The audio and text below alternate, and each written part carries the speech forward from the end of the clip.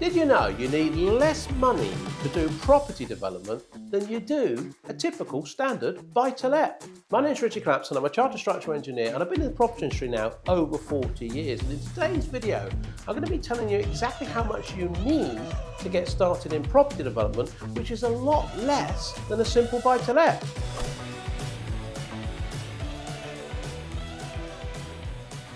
Does that make sense? How can that possibly be?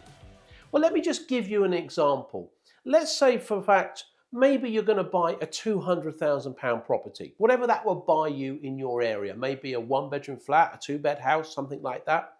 £200,000, you need a, 25% deposit? So you need £50,000 to get into your buy-to-let. Would I be right in that? Yeah, quite straightforward. £50,000. You could get into that buy-to-let, probably after you paid the mortgage. You might get £300 a month, £400 a month income, depending where you are in the country, and of course, depending on the rates of your mortgage.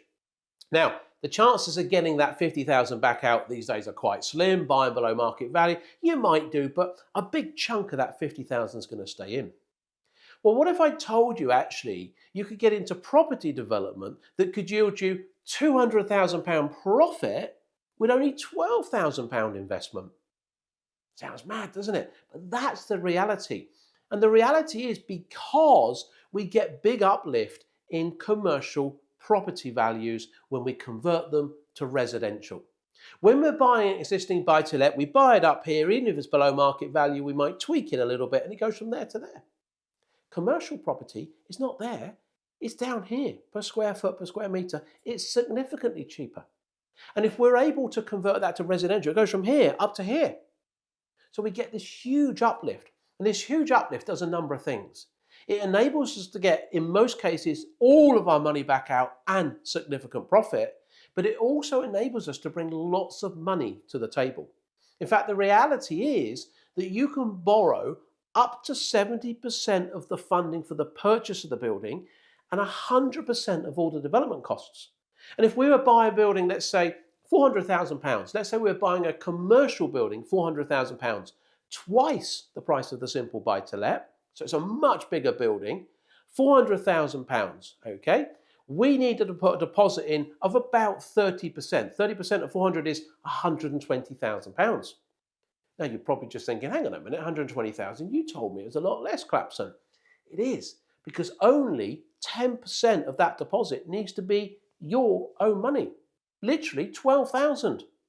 Okay, you're 108 short of the deposit. You've worked that out. 120 less 12 is 108.